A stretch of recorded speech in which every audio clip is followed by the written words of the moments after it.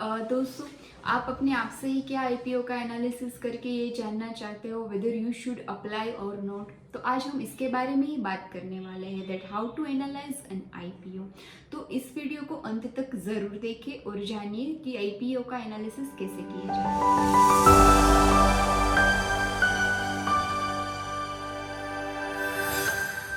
नमस्ते, मैं हूँ जानकी धानकी चुड़ासमा और आज हम बात करेंगे how to analyse an IPO.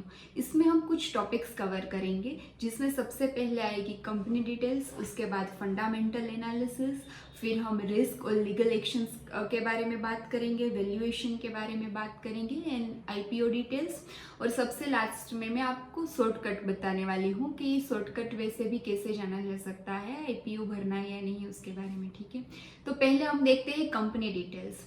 तो कंपनी डिटेल्स हमें कहाँ से मिलेगी? चित्तौड़गढ़ करके वेबसाइट है और एनएससी इंडिया करके वेबसाइट है और सेबी की अपनी भी वेबसाइट है। ये तीनों वेबसाइट में से आपको मिल जाएगी ये डिटेल्स। मैं चित्तौड़गढ़ प्रीफर कर रही हूँ, इसलिए मैं आपको इसके बारे में बता देती हूँ। आप चित्तौड़गढ़ वेबसाइट पे जाइए और इसमें आप अपकमिंग आईपीओ की लिस्ट में जाकर जिस आईपीओ के बारे में आप एनालिसिस करना चाहते हैं उस पर क्लिक कीजिए और उस पर क्लिक करने के बाद सारी डिटेल्स आ जाएंगी। आप इसको स्क्रॉल डाउन करेंगे तो नीचे आपको दिखने को मिलेंगे दो documents, that is DRHP and RHP.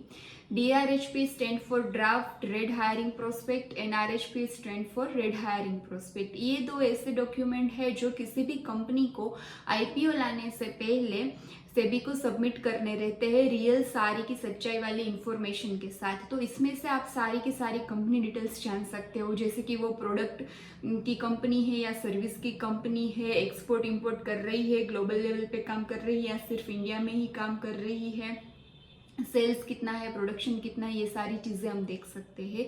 और हम ये भी देख सकते हैं, इसका SWOT एनालिसिस भी कर सकते हैं, जिसमें हम स्ट्रेंथ, वीकनेसेस, अपॉर्चुनिटी और थ्रेट के बारे में जानेंगे। ये सारी डिटेल्स आप ये दो डॉक्यूमेंट में से आपको मिल जाएगी और इसमें से आपको क्या करना है, जितनी भी पॉजिटिव डिटेल्स है उसको एक साइड पे लिखना है और नेगेटिव डिटेल्स को भी एक साइड पर लिखना है। उसके बाद हम फंडामेंटल एनालिसिस करेंगे जो कि 3 स्टेप में होगा, economy analysis, industry analysis and company analysis. तो इकोनॉमी एनालिसिस है, यदि हमने कंपनी डिटेल्स में भी जान लिया है कि वो ग्लोबल लेवल पे काम कर रही है या नहीं, तो वो ग्लोबल लेवल पे काम कर रही होगी तो फिर आपको ग्लोबली भी इकोनॉमी एनालिसिस करना पड़ेगा और इंडिया का इकोनॉमी एनालिसिस भी करना पड़ेगा। तो इसी तरीके से वो ग्लोबली उसकी डिमांड कितनी है, ग्लोबली कोई रूल रेगुलेशन आया हुआ है या नहीं, ये आपको देखना ज़रूरी है, क्योंकि ये बड़ी इफेक्ट ला सकता है लिस्टिंग होने के बाद शेयर मार्केट में। तो ये आपको देखना पड़ेगा।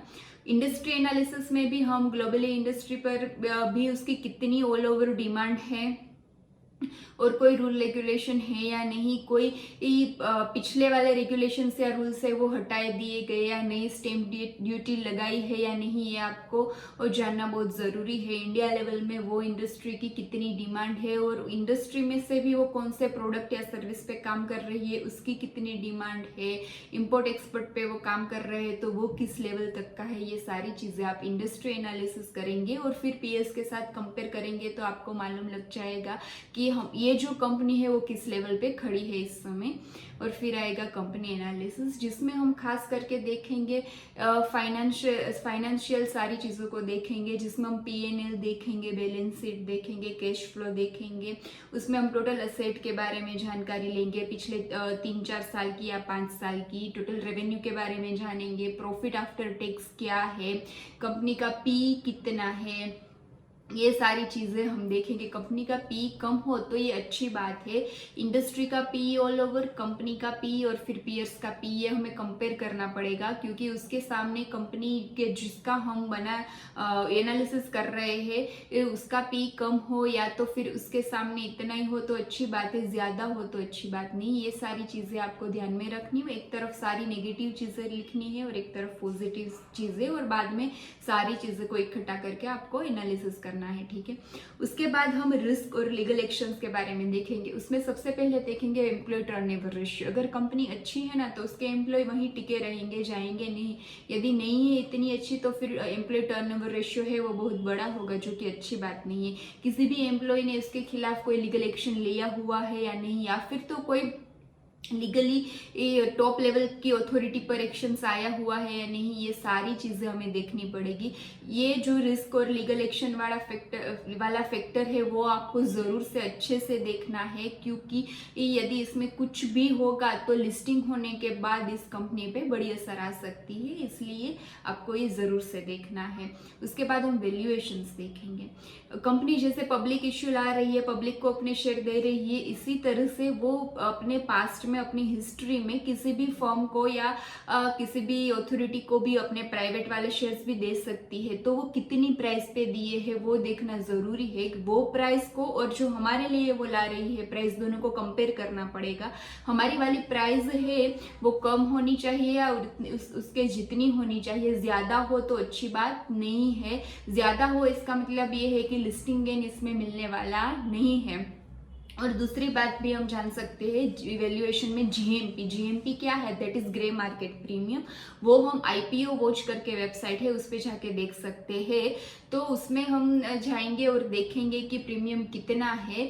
वो क्या है, प्राइस प्लस प्रीमियम की प्राइस। यदि 700 रुपये प्राइस है और प्रीमियम 150 रुपये दिखा रहे हैं तो इसका मतलब ये है कि वो 850 पे खुलेगा। ये जस्ट प्रेडिक्शन, ऐसा नहीं होता है कि उसमें दिखाई दिया है तो ऐसे ही खुलेगा, लेकिन उस पे जाकर भी हम वैल्यूएशन की जानकारी ले सकते हैं और प्राइस उसके मुताबिक अच्छे से कंपनी ने रखा है या ज़्यादा रखा है वो भी जान लेना ज़रूरी है। यदि ज़्यादा हो तो नहीं अप्लाई करना चाहिए, क्योंकि लिस्टिंग गेन भी नहीं मिलेगा आपको। और लिस्टिंग गेन के लिए अप्लाई कर रहे हो तो फिर उसमें नहीं जाना चाहिए। और फिर बाद में देखेंगे आईपीओ डिटेल्स, जिसमें वो कब ओपन रहा है, कब क्लोज हो रहा है, कितनी इक्विटी साइज है, फ्रेश इश्यू है या फिर तो ऑफर फॉर सेल है, ये सब हम देखेंगे। और फिर डिसीजन लेंगे, प्रमोटर्स कितने हैं, क्या है और कैसे काम कर रहे हैं वो भी हम देखें। उसके विजन के बारे में, मिशन के बारे में, कंपनी डिटेल्स में यदि हमें ये देखना रह गया होता है तो फिर आईपीओ डिटेल्स में हम वे सारी चीज़ें देखेंगे। इस तरीके से इस फॉर्मेट में हम आईपीओ का एनालिसिस करते हैं और एनालिसिस करने के बाद एक नतीजे पे आते हैं that whether you should apply और नॉट। तो ये हुआ आईपीओ एनालिसिस, ठीक है। अब मैं आपको शॉर्टकट वे बताने वाली हूँ। चित्तौड़गढ़ वेबसाइट है, उसमें ये सारी जानकारी शॉर्ट में दी गई हुई होती है, तो आप उसमें से भी पढ़कर एनालिसिस को अपनी तरीके से जान सकते हो और डिसीजन ले सकते हो। इसमें कहीं एक्सपर्ट ने रिव्यू दिए हुए होते हैं, वो रिव्यू से भी आप डिसीजन ले सकते हो और आप हमारे जैसे फाइनेंशियल एडवाइजर को पूछकर भी डिसीजन ले सकते हो। इतना एनालिसिस करने की कोई ज़रूरत नहीं है। तो ये हुआ शॉर्टकट, ठीक है। अब ये सारी जो वेबसाइट है ग्लोबल लेवल की और फिर चित्तौड़गढ़ आईपीओ वॉच, ये सारी वेबसाइट की लिंक मैं डिस्क्रिप्शन बॉक्स में डाल दूंगी, ताकि आपको जब भी एनालिसिस करना हो तो ये सारी लिंक आपको हेल्प करें। और ये मैंने बहुत ही शॉर्ट, बहुत ही कम माहिती को लेकर ये वीडियो बनाया हुआ है। ये बहुत ही लॉन्ग और डीप डिस्कशन वाला टॉपिक है। आप जानना चाहते हो इसके बारे में और ज़्यादा तो कॉन्टेक्ट ज़रूर करें। मैं डिटेल्स सारी डिस्क्रिप्शन में डाल दूंगी उसकी भी। इसी तरीके से फाइनेंशियल इन्फॉर्मेशन के लिए और नॉलेज के लिए हमारी चैनल को सब्सक्राइब करना ना भूलें। Thank you.